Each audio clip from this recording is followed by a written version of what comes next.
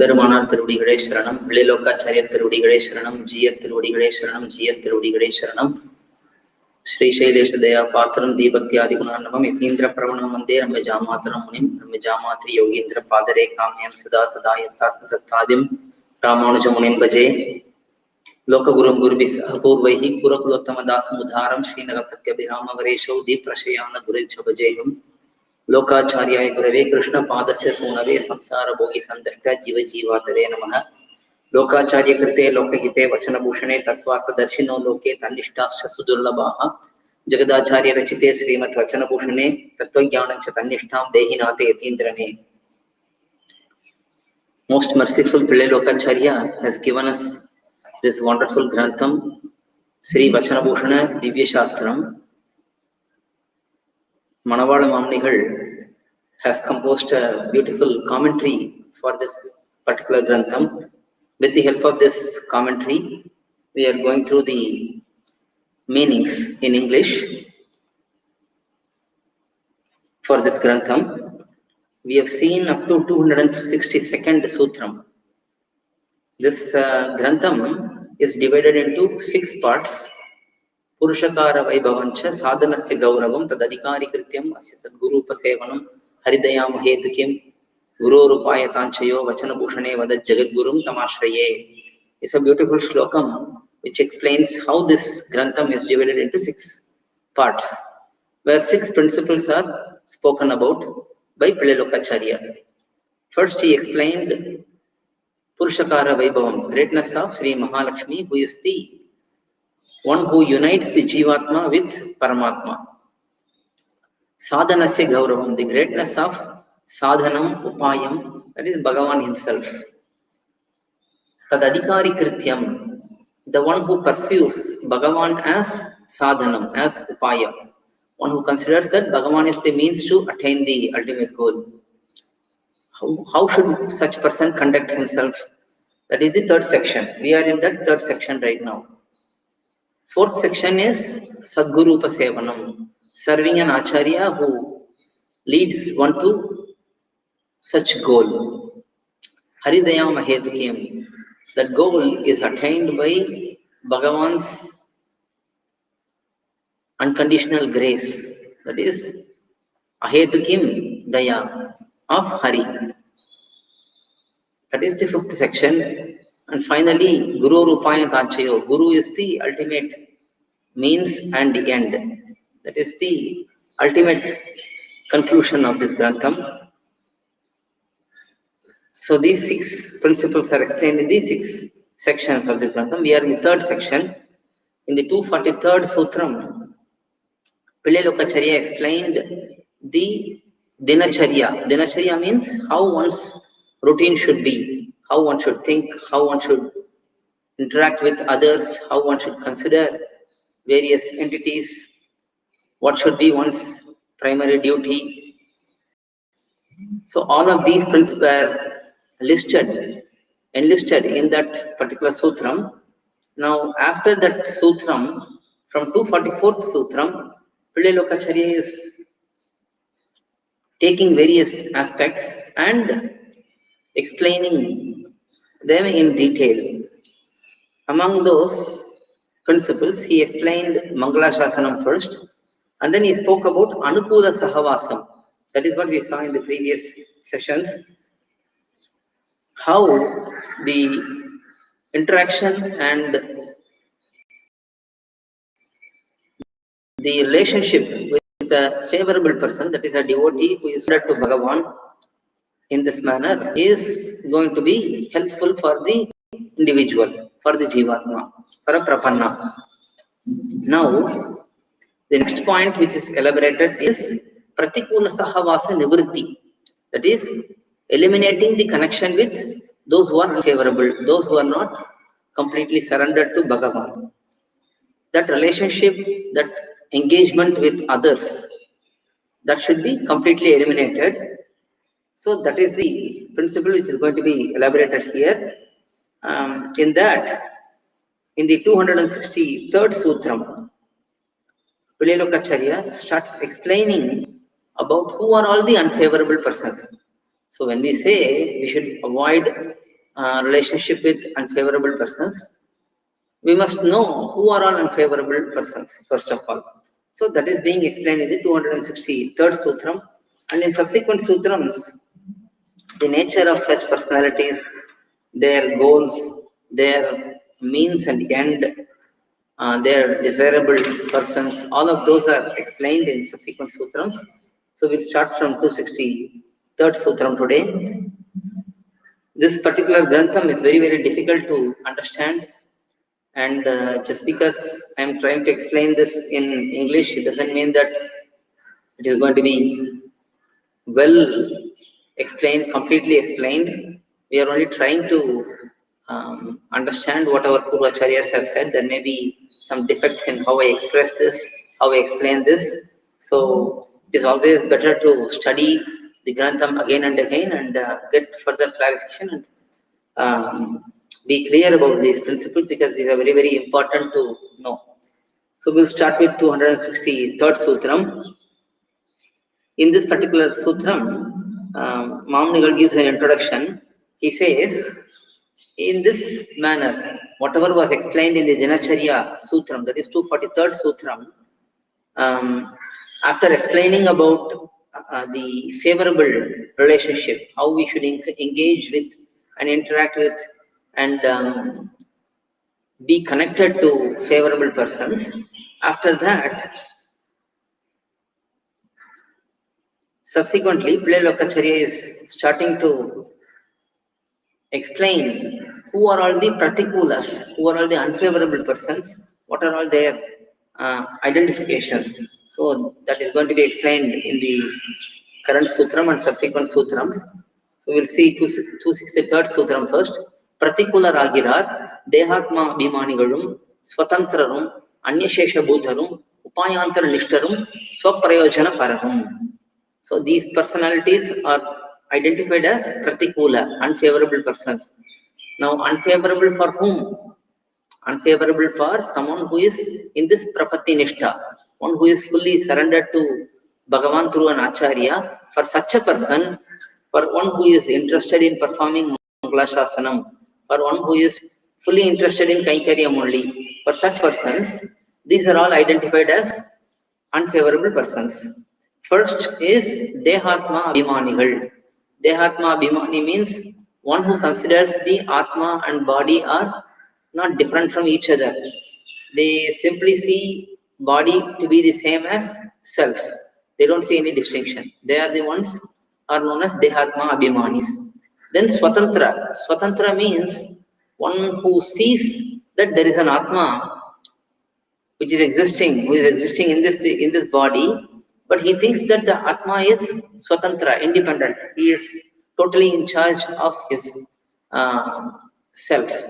So that person is known as swatantra. And then anyaSEshabhUtharum. These are all progressive improvements in Vaidika principles, Astika principles.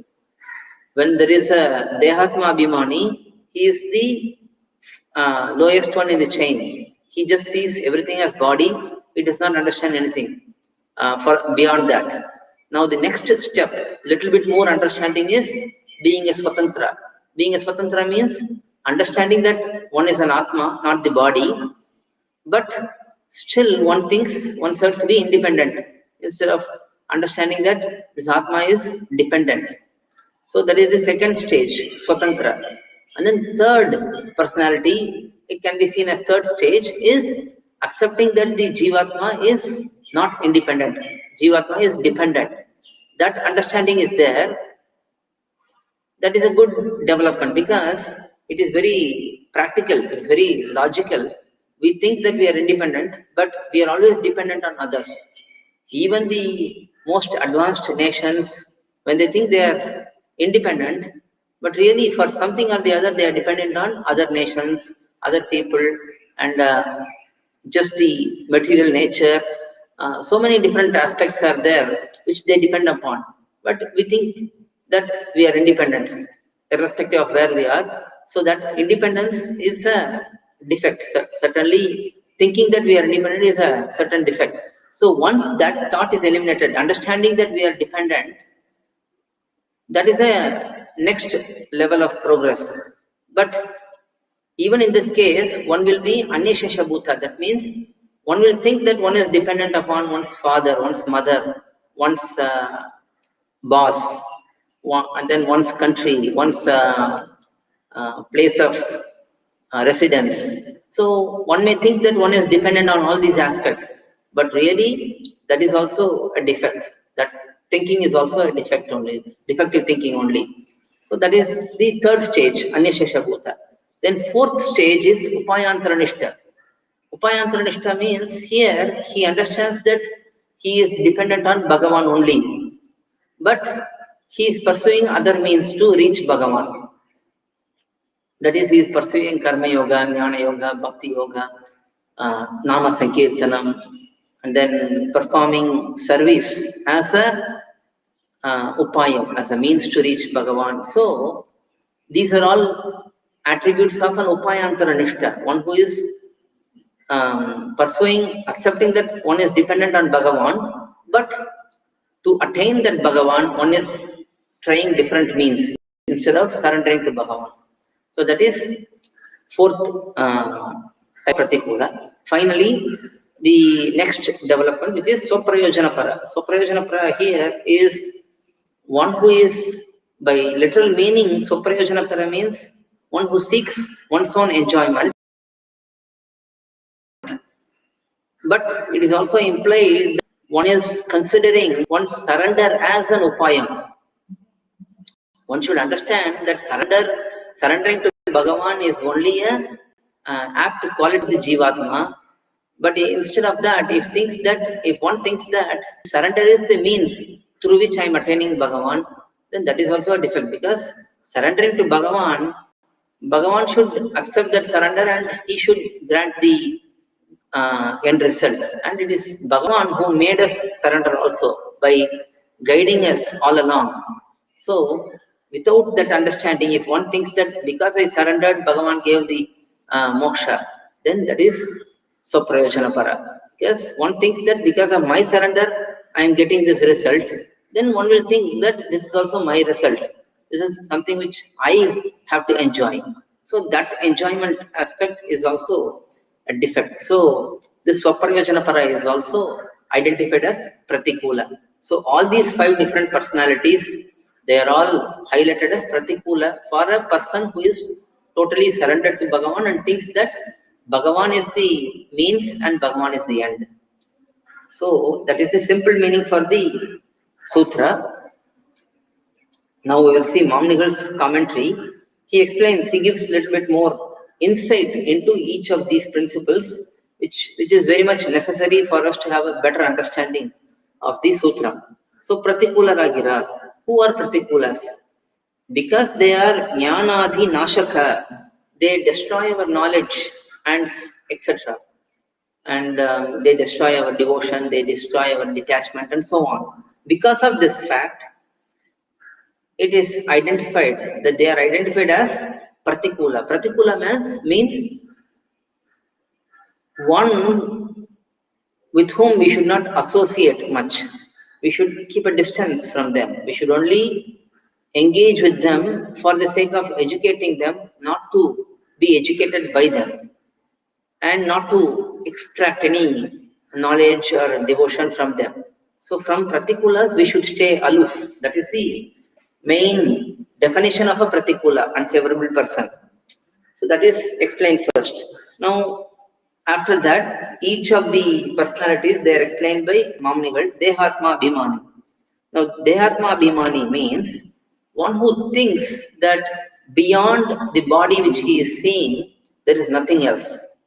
This is, if we think about any of the modern thought process, any of the Western philosophy, any of the religions from Middle East, the Christianity, Islam, all of these religions, and also even religions originated in India, such as Buddhism. Buddhism is also talking about there is nothing beyond body. So these thought process, these philosophies, they are all forced to think They are all guided to think that there is nothing beyond the body. This body is the beginning and this body is the end. So that is where their amount of understanding, their level of understanding is. Such persons are known as those who are in that particular thought process. They are thinking that this body is the self, and they are thinking that we have to work for this body only. There is nothing else to work for. So such people are known as dhEhAthmAbhimani. Then the next category, svatanthra. Svatanthra means one understands that within the body there is an atma. We are all atmas. We are caught in this body. We have to come out of this body. That understanding is there. But svatantra means they will not accept subservience towards anyone. They will always claim that we are independent. I am Brahman. I am the Lord. I am everything. There is nothing beyond me. So that kind of thought process that is present in swatantras. That is the second category. And then anyaSEshabhUtha. anyaSEshabhUtha means those who accept that we are dependent, that we are subservient to something. We are subservient to my father, my mother, my relatives, my office co-workers, my boss. I am subservient to the nature. Some people will say that we are always controlled by the nature. So they will have this acceptance of subservience towards everyone, everything but bhagavan. They will not accept that there is a supreme God who is superior to everyone and we are all subservient to them, to him. They will not accept that, but they will accept subservience to dependence upon all other aspects. That is anyaSEshabhUtha.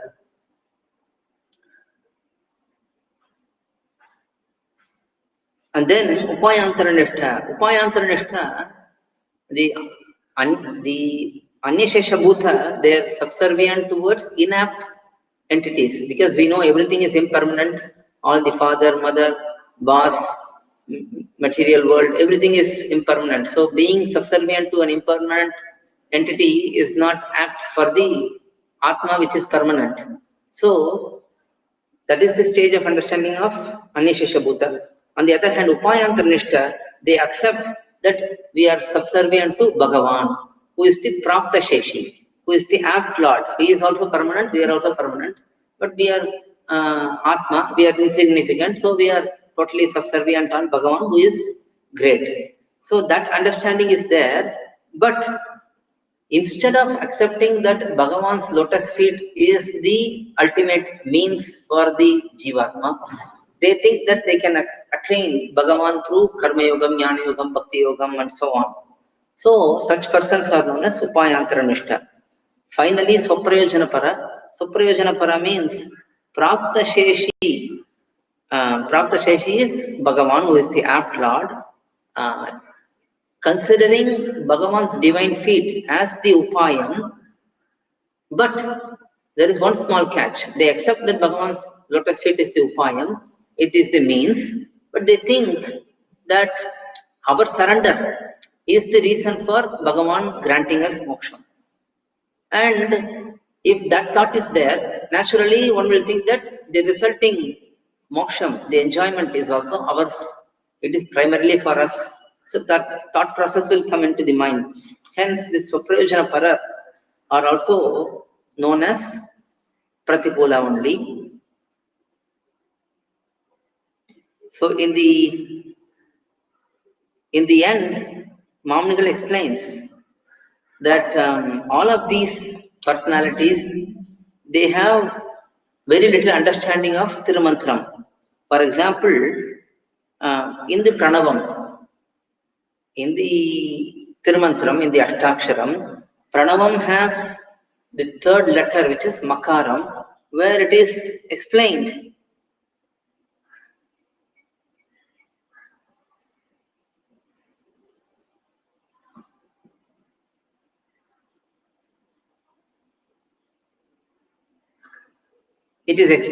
that this Jivatma is different from body. So the prapanna who should have this clear understanding that the Jivatma is not this body, and then from the ukaram, that is the second letter in the pranavam, from that we can understand that we exist totally for bhagavan only and nobody else. And from the namah padam, from the namaha word, we can understand that bhagavan is the only upayam for us, only refuge for us. And finally, from the narayanaya padam, we can understand that only bhagavan is the enjoyer, we are all existing for his enjoyment. So for a prapanna who has understood all of these principles, these 5 personalities, they are all prathikula because they lack these understandings. That is explained in this particular Sutram's commentary by Mamnigal. That is 263rd Sutram. Now 264th Sutram, Mamnigal explains in the introduction. To explain this pratikulyam, this unfavorable nature, upAyAnthara says that the udhdhESya means the person whom they desire or the ultimate result which they are aiming, their upAyam, what is their means, and then their upAyam, the activity which they will do after attaining their result, they will be different for each of these persons. That is being highlighted in this Sutram, 264th Sutram. ivargaLukku udhdhESyarum upAyAnthara bhEdhiththirukkum. bhEdhiththirukkum means it will be different depending upon their nature, depending upon the nature of each of the personality. How so? That is, udhdhESya will be different for each one of them. And then upAyam. upAyam is the means, upAyam is the end goal. After reaching the ultimate stage, what will they do? That will be different for each one of them, says upAyAnthara in the Sutram. Mamnigal's commentary, a very brief commentary. udhdhESya means adharaniya. Adharaniya means one who is desired. In this particular case, it will be those who grant the particular result. They will be considered as adharaniya. Adharaniya means those who are very dear to us.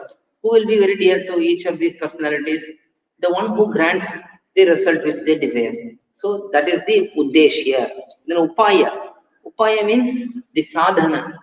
The sadhanam, the means to attain the ultimate goal. Their purushartha, whatever the purushartha is, goal is, that purushartha will be attained by following some means.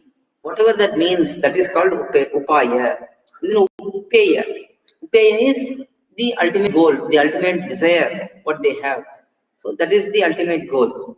And they will be distinct for each other. What does that mean? bhEdhiththirukkum means it will be distinct for each other. That means according to their understanding, it will be different. According to their misunderstanding, because they have not understood the philosophy clearly, according to their misunderstanding, their udhdhESya, their upaya and upaya will be different, says upAyAnthara in this Sutram, as explained by Mamnigal. Now, 265th Sutram. This Sutram is fairly big, and the commentary is also fairly big, very elaborate. Let us see the Sutram and commentary. First, Mamnigal's introduction, very brief introduction. Mamnigal just says that upAyAnthara is sequentially explaining each one of these 3 aspects. So that is the introduction. Sutram is dhEhAthmAbhimAnigalukku udhdhESyar dhEhavardhakarAna manushyargaL upAyam artham upAyam aihikabHOgam svathanthrarkku udhdhESyar svargAdhi bhogapradhar upAyam karmAnushtAnam upAyam svargAdhi bhogam anyaSEshabhUtharum udhdhESyar brahmarudradigal upAyam tat samashrayanam upAyam tat sayujyam upAyAnthara nishtarum udhdhESyan dhEvathAntaryamyana sarveshwaran upAyam karmajnana bhaktigal upAyam bhagavadanubhavam svaprayOjanapararum udhdhESyan nenjinan ninaipan yavan engiravan upAyam swakiya swikaram upAyam swartha kainkaryam. So this is the individual breakup of the three aspects, udhdhESya, upAya, for each of these 5 different personalities. Let us see the brief explanation first, and then we will go into Mamnigal's commentary. dhEhAthmAbhimani, for the dhEhAthmAbhimani, one who considers the body to be the self, for such person, udhdhESya, who is the udhdhESya, who is the desirable person? dhEhavardhakarAna manushyargaL, those who enrich their bodily affiliation, the men, the people who enrich their attachment towards body, those persons are considered as udhdhESya. upAyam is artham, wealth. For taking care of the body in a very nice way, we need wealth. So that is the upAyam, that is the means. upAyam, what is the end goal for them? aihikabhOgam. They want to enjoy the life as long as they are in this world. Aihika means in this world. So they want to just enjoy in this world. For that enjoyment, they need wealth. And that wealth will be given by people who encourage them in this bodily engagement. So that is for the dhEhAthmAbhimani.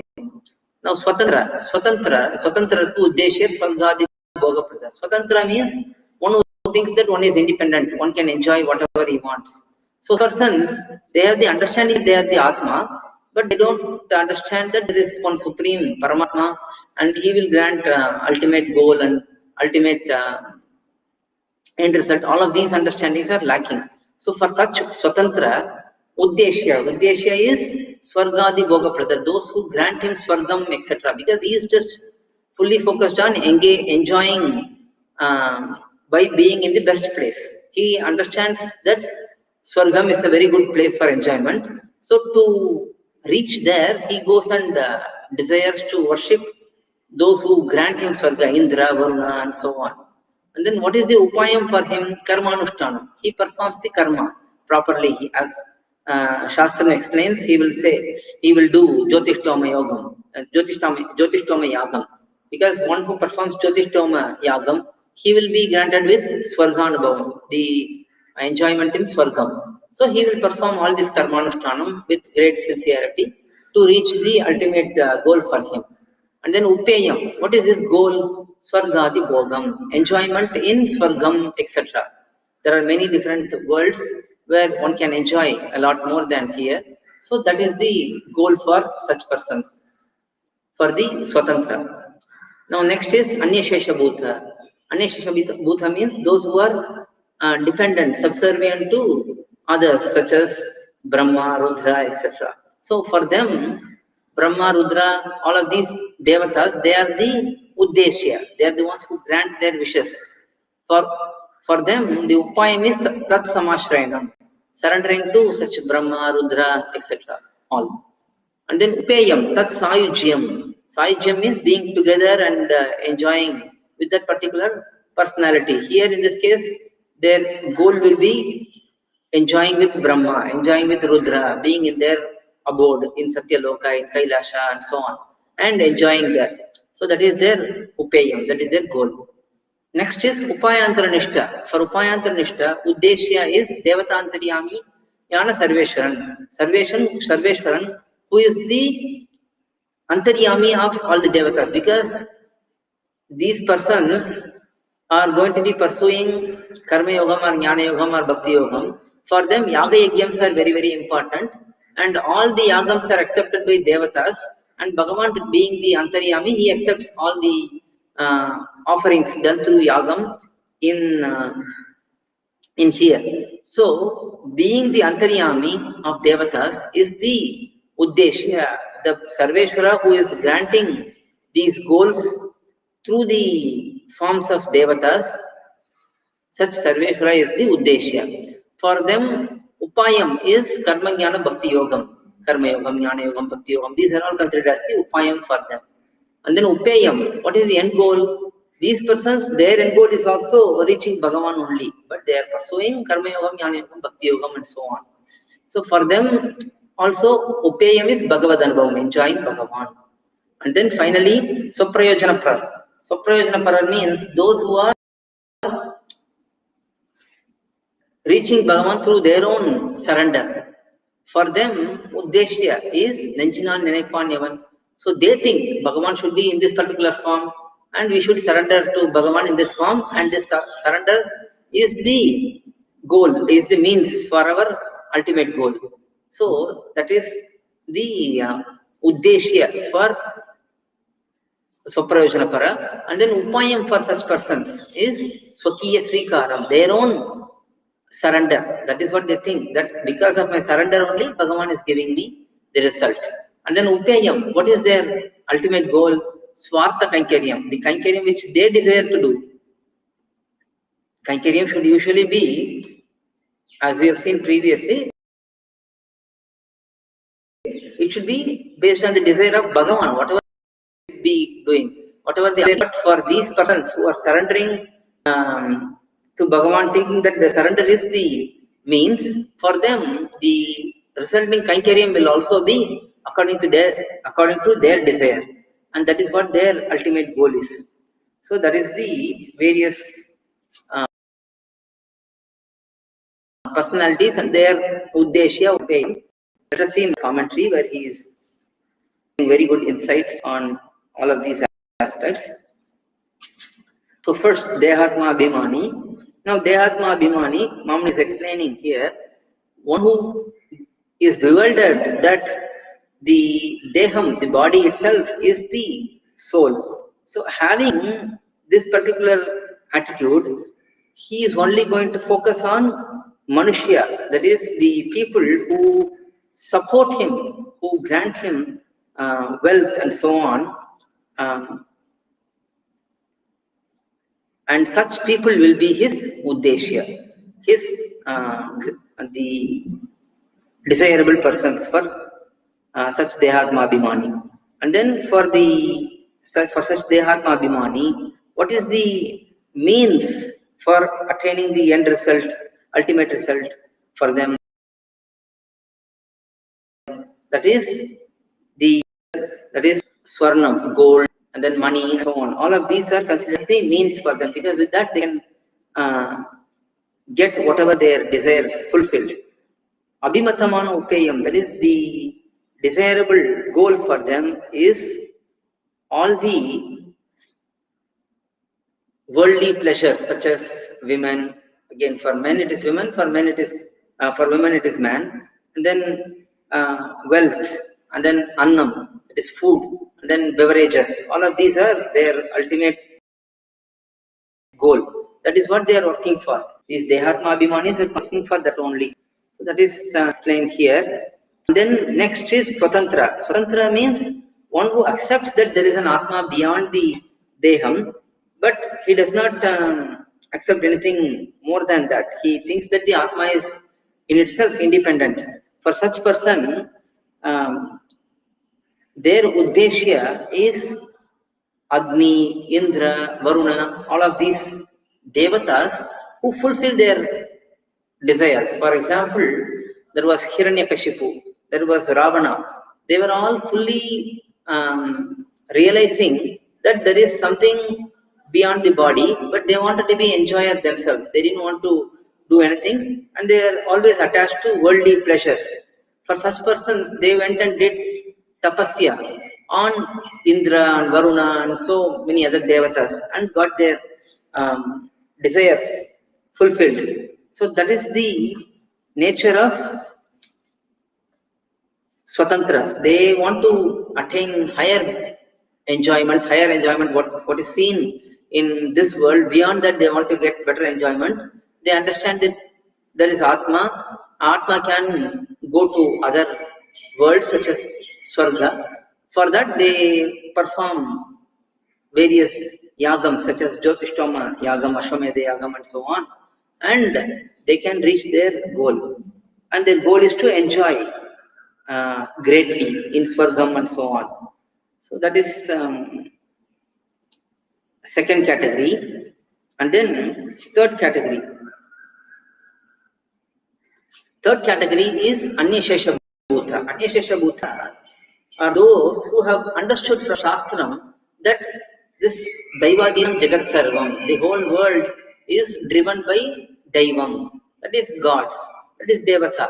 Now they understand that, but they don't understand who is the true God, who is the supreme God. Instead of having that understanding, they have a superficial understanding that Brahma, Rudra, Indra, Varuna, all of these are Devatas, they are all supreme. They think like that, and seeing that Brahma is the creator of the world, Rudra is the destroyer of the world during Pralayam and so on, seeing all of these aspects, they think that these personalities are great by themselves. They don't understand that Bhagavan is the one who is giving great powers to them and position to them to act accordingly. Without that knowledge, they think that this Brahma, Rudra, etc. are the udhdhESyar, the desirable persons. For them, the upAyam is samasrayanam towards those devatas who are very difficult to be worshipped. For example, if one had to worship Indra for getting some boons, he had to do a lot of yaga yagyams and so on. So such is their nature. Such devatas, surrendering to them is considered as the means here for these anyaSEshabhUtharum. And then upAyam, what is the ultimate goal for these anyaSEshabhUtharum? They want to attain sUthram. sUthram is reaching a particular end and remaining there without getting separated from that particular personality. So sUthram here is reaching Brahma in Satyalokam, reaching Rudra in Kailasham and so on, and remaining there joyfully with them. That is the ultimate goal for anyaSEshabhUtharum. And then the fourth category is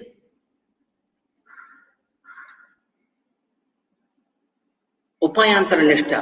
For upAyAnthara nishta, the udhdhESya is the one who grants these ultimate goals. That is, Bhagavan himself is the antaryami of all the devatas who accept offerings through karmAyogam, jnanayogam and so on. So these devatas are having Bhagavan as antaryami, and Bhagavan is the one who is actually acting and giving the results, though it superficially looks like devatas are themselves doing it. So here for the upAyAnthara nishta, they are pursuing karmAyogam, jnanayogam, bhakti-yogam. For them, Bhagavan, who is the antaryami of the devatas, he is the udhdhESya. Then upAyam is, of course, their karmAyogam, jnanayogam, bhakti-yogam. That is the upAyam. And finally, the upAyam, the end goal is reaching Bhagavan and serving Bhagavan. For upAyAnthara nishta also, ultimate goal is Bhagavan only. But the process is different. Process will be karmAyogam, jnanayogam, bhakti-yogam and all of that. And then for svaprayOjanapararum, for such persons,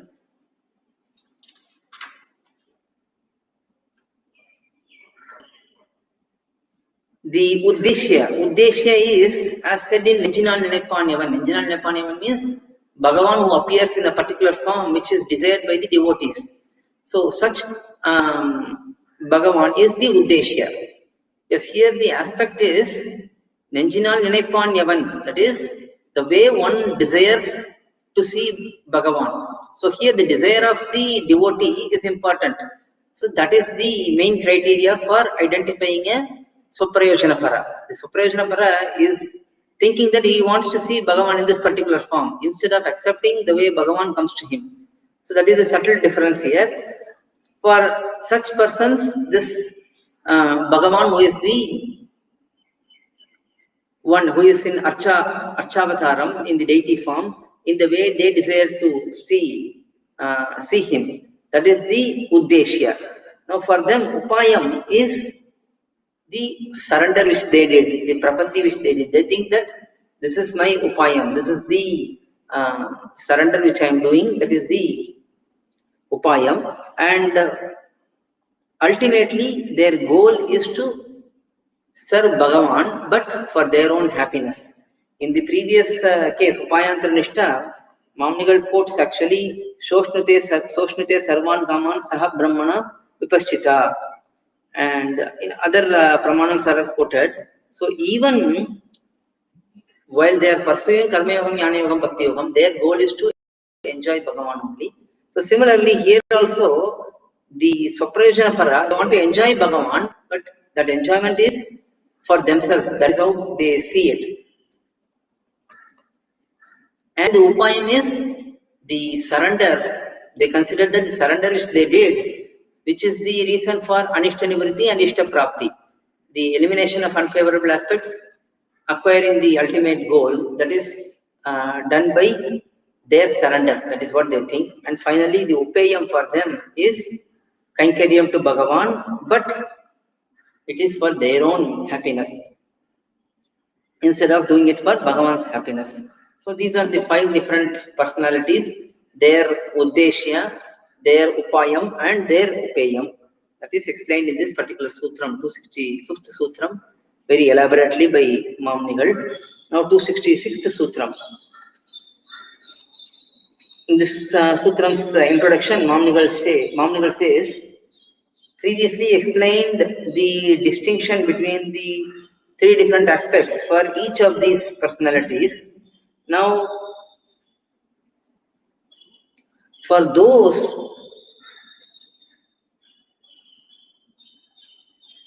now in this particular sutram, in the 266th sutram, Pillai is splitting the 5 personalities into 2 categories. The first 3 are moving away from Bhagavan. The last 2 are coming close to Bhagavan. So he is distinguishing the 2 categories and their nature. That is explained in this particular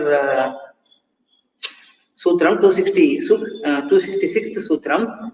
முதல் சொன்ன மூவரும் நிகிரகத்துக்கு இலக்கு, மற்ற இருவரும் அனுகிரகத்துக்கு இலக்கு. So here Pillai is saying the 3 personalities who are identified first, they end up getting punished by Bhagavan. The other 2 who are explained in the end, they end up getting the mercy of Bhagavan. So that is the simple meaning of the sutram. Let us see Mamnigal's commentary. Mamnigal explains it very beautifully, very crisp explanation. That is dhEhAthmAbhimAnigaLum, the first category, those who are considering themselves to be the body, that particular attitude. Svathanthrarum, one who thinks one is independent, there is no one beyond me, that particular aspect. And then anyaSEshabhUtharum. anyaSEshabhUtharum means being a devotee of other dhEvathAs, other personalities, other than bhagavan. So these persons, they are being the target of Bhagavan's anger, as said in Kshipami. This Kshipami is from Varaha Puranam. This is from Bhagavad Gita. We have seen this shlokam before, where Krishna says, I will not forgive these people who are not devoted to me. Mad Bhaktam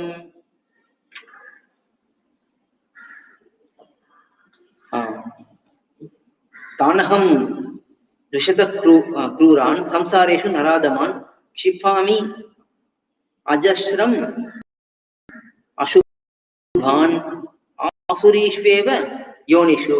In this shlokam in Bhagavad Gita, this is 16th chapter, 19th shlokam, where Bhagavan is differentiating between Daivika and Asuri personalities. So here Bhagavan is saying that such evil personalities, such evil people who are very lowly, they will be pushed into very lowly hells in this samsara. He himself says. So, according to this shlokam, those who are not attached to Bhagavan, they will end up being suffering in the material world only. But the other 2, those who understand that we are different from the body, those who understand that we are totally subservient towards Bhagavan, those who understand that serving Bhagavan is very, very important. So those who have such understandings, they will be the target of Dadami and Mokshayishyami. Both are from Bhagavad Gita. Dadami is Tesham Satata Yuktanam Bhajatam Priti Purvakam Dadami Buddhi Yogam Tam Yena Mam Upaiti. I think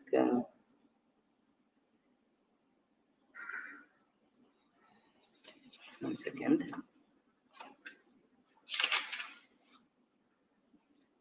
Dadami buddhi yogam tamyena mam upayantite. That is the shlokam in Bhagavad Gita, 10th chapter, where Bhagavan says, those who are devoted to me, they will be blessed with me, with the knowledge, with the devotion, through which they can attain me. And then mokshayishyami, sarva papebhyo mokshayishyami. Again, even the selection of the shlokams is very apt based on the nature of the individual. For the upAyAnthara nishta, dadami applies. For the one who surrenders, mokshayishyami, sarva dharman parityajya, mamekam sharanam raja, ahantva sarva papebhyo mokshayishyami. Bhagavan says, those who surrender unto me, I will eliminate all their sorrows. And that particular pramanam is quoted here by Manavada.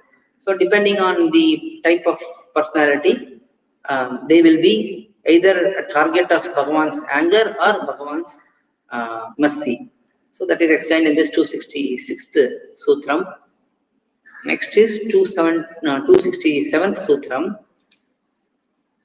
Now, for all of these personalities, unless their karma gets exhausted, they will not be able to attain the ultimate goal. So, how their karma gets destroyed, and depending upon that, how they are differentiated. That is explained in this particular sutram, 267th sutram.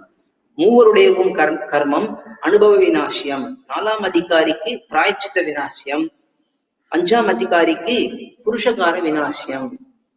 So in this, Pilai says, Moovarudevum karmam anubhava vinashyam. Moovar means the first three people, first three personalities. That is dhEhAthmAbhimani, svathanthrara, anyaSEshabhUtharum. Their karma will be exhausted only by their experiencing the results of their karma. Only by experiencing the result, they can exhaust their karma. And then Nalamadhikari means fourth personality, that is upAyAnthara nishta. For him, it is prayaschita vinashyam. They will eliminate their karma by atonement. How that is, that will be explained by Mamanigal in the commentary, we will see there. And then Anjamadhikari, fifth personality, the one who surrenders to Bhagavan and thinks that his surrender is the ultimate reason for his attainment of the goal. For him, it is Purushakara Vinashyam. Their karma will be exhausted by Pirati Sri Mahalakshmi's Purushakaram, her recommendation. So that is the simple meaning for the sutram. Mamanigal explains the three personalities who are target of Bhagavan's nigraham, his anger. For them, as said in Avashyam Anubhoktavyam Kritam Karma Shubha Shubham Nabhuktam Kshiyate Karma Kalpakoti Shatairapi. As said in this particular pramana, the karma, anyone who has done karma, if one has to exhaust that karma, one has to experience that result. Even a small act which we do, it will have a reaction. That reaction must be experienced by us. Without that experience, that karma will not exhaust. Karma will not stop. So that is explained in this particular sutram. In this particular section, Mamanigal explains this. So that is, unless these three personalities, unless they experience the result of their karma, it will not be exhausted. That karma will not be exhausted, and it will be exhausted only by such experiencing of the results. That is for them. Second is for the upAyAnthara nishta. upAyAnthara nishta means those who are depending on karmAyogam, jnanayogam, bhakti-yogam. For them, their karma will be exhausted only by their engagement in karmAyogam or jnanayogam or bhakti-yogam. Now here, their karmAyogam, jnanayogam, bhakti-yogam, their act of these upAyams, their engagement in these upAyams, Bhagavan will consider these as the atonement for whatever bad karma they have accumulated. If someone has a bad karma, they have done something bad. If they perform a particular karmAnushtAnam, Bhagavan will consider that this good act is a compensation for whatever they have acted. This is for upAyAnthara nishta. Those who are pursuing karma yogam, jnana yogam, bhakti yogam, for them bhagavan will think like that, and in that particular sense, what as they perform their karma yoga, jnana yoga, bhakti yoga properly, and as they progress, they will be exhausting their karma, and eventually their karma will be exhausted and they will attain the result.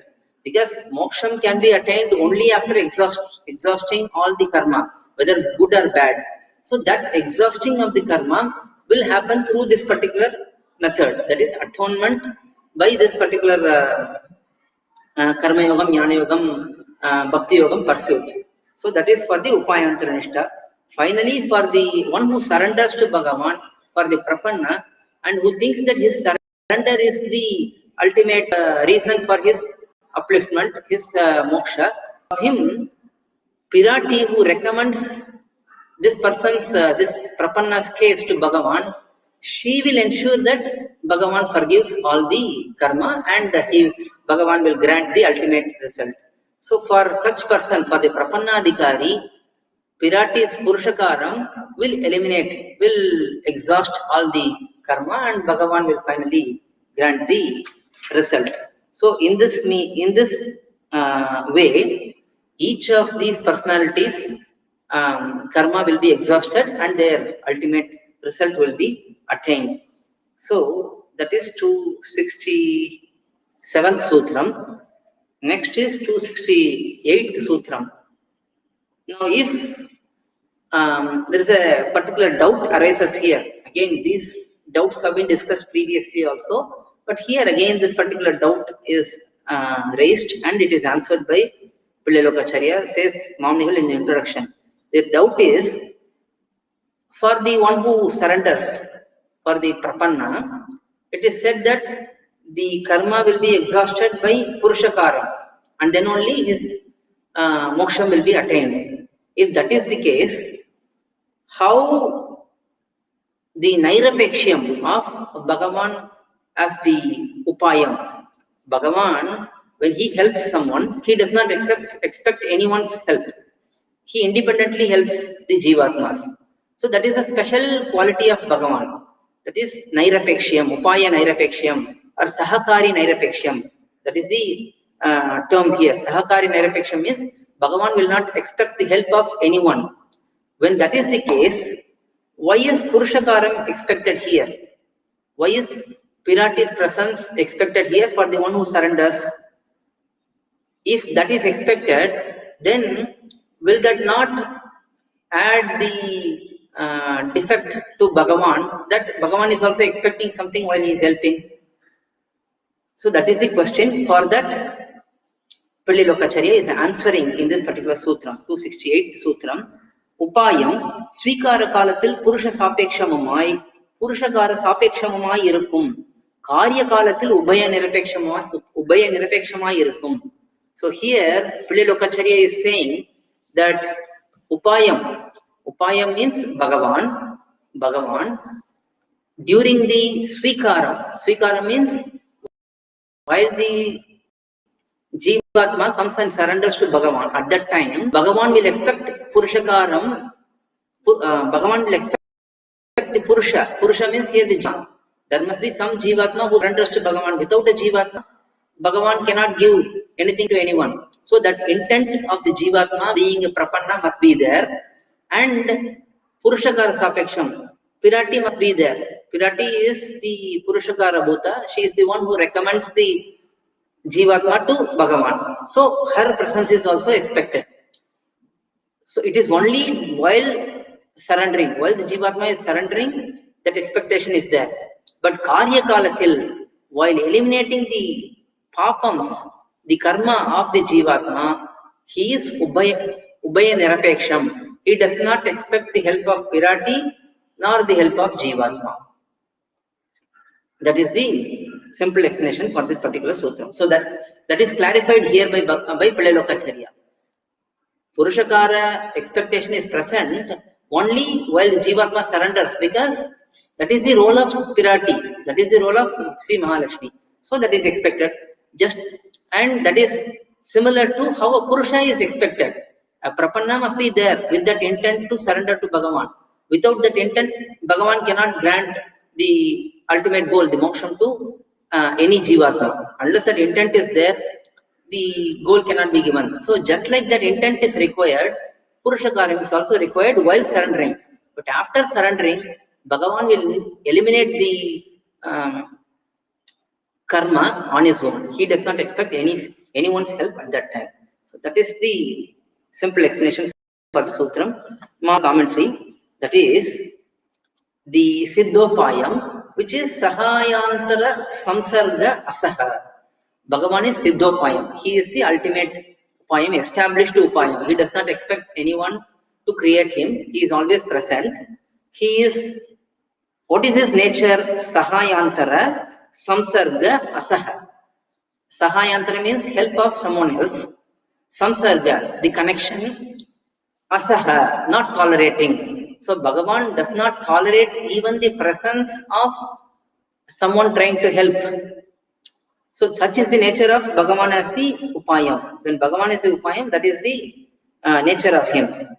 Now, while the Sharana Varanam happens, Sharana Varanam means accepting Bhagavan as the upayam. When a Jivatma accepts Bhagavan as the upayam, when he surrenders, at that time, the Purusha, the Jivatma, who has the intent to surrender, is required. Without that, if there is no intent in the Jivatma, or if there is no Jivatma, then that surrender cannot happen. Similarly, one who ensures that Bhagavan gives, Bhagavan accepts that Jivatma, that is Pirati. Pirati is the one who ensures that Bhagavan accepts the Jivatma. She is also required. That is all while surrendering. But after the surrender is over, now it is the turn of Bhagavan. We can just think about how Sarva Dharman Parityajya Mamekam Sharanam Raja is there. So that is the first step. The Jivatma goes and he must surrender to Bhagavan. And then Bhagavan acts. Aham tva sarva papebhyo mokshayishyami. I will eliminate all your sins. So at that stage, Bhagavan does not expect anyone. So that is what is explained here. Svikirtana. So once the Jivatma surrenders, once the Jivatma becomes a prapanna, now it is the turn of Bhagavan to eliminate the unfavorable aspects and grant the favorable aspect. Eliminate samsara and grant moksha. Now at that time, Bhagavan does not expect the help of Purusha, Jivatma, nor he expects the help of Pirati. He just on his own does that. So here there is no sahakari sapeksham, that is help, expecting the help of others while delivering the Jivatma. It is only while accepting he expects the Jivatma to be present and Pirati to be present. So that there is a subtle difference when Purushakaram is done. So we may think sometimes Purushakaram means Pirati is always recommending our case to eliminate our sins. That is not the case. Only while we surrender, Pirati acts as Purushakara Bhuta. After we surrender, the moment Bhagavan grants the liberation, he is doing it independently. After that, Pirati becomes the enjoyer, just like how Bhagavan is enjoying us. So Pirati also joins Bhagavan at the time. We have seen that in Mokshapadi itself. While surrendering, Pirati is Purushakara Bhuta. After surrendering, in the Uttaravakyam, in Dvaya Mahamantram, it is explained that Pirati is enjoying our Kainkaryam just like Bhagavan enjoys. Not only that, she is also speaking greatly about our Kainkaryam to Bhagavan and increasing his enjoyment about us. So that is the role of Pirati after the surrender is over. So this has to be remembered. And if we say that Bhagavan expects Purushakaram even while accepting the Kainkaryam or even while giving the result, giving the moksham, then there will be the fault of Sahakari Sapekshatvam for Bhagavan. But that fault is not present in Bhagavan because Purushakaram is happening only while surrendering, not after the fact.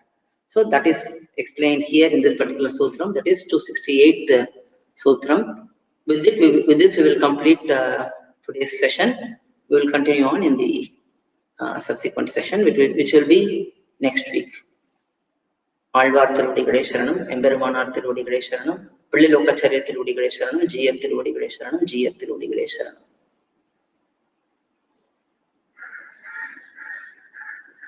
We will recite பல்லாண்டு and complete the session. பல்லாண்டு பல்லாண்டு பல்லாயிரத்தாண்டு பல கோடி நூறாயிரம் மல்லாண்டு நின்றோர் மணிவண்ணா உன் சேவடி செவிதிருக்காப்பு அடியோமோடு பிரிவின்றி ஆயிரம் பல்லாண்டு வடிவாயினின் வளமார்ந்தேல் வாழ்கின்ற மங்கையும் பல்லாண்டு வடிவார் சோதி வளத்துறையும் சுடர் ஆழியும் பல்லாண்டு படைப்போர் புக்கு முழங்கும் அப்பாஞ்சு சனியமும் பல்லாண்டு. அடியன் ராமானுதாஸ். Today evening we will have Nachyar Tirumozhi at 7:30. Vyakyanam only.